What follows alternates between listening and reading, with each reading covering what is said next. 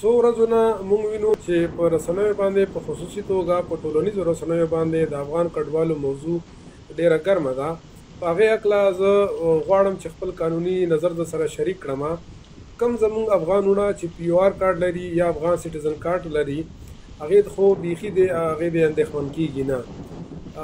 کم خلک چې افغانان وروڼه زموږ دغه راغلي دي بغیر د اسنادو، نو هغې هم کولی شي چې دلته اسایلم دپاره دوی چې د محکمه کې عریضه وکړي، نو هغې هم لکه دا اسایلم ترلاسه کولی شي.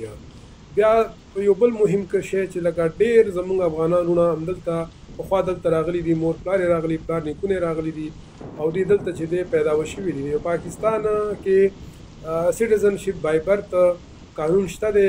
پاکستان سټیزنشپ ایکټ 1951 سیکشن 4 لاندې سټیزنشپ بای برت چې دی باقاعده چې دی قانون دی او دی کولی شي چې دلته پاکستان تابعیت ترلاسه کړي.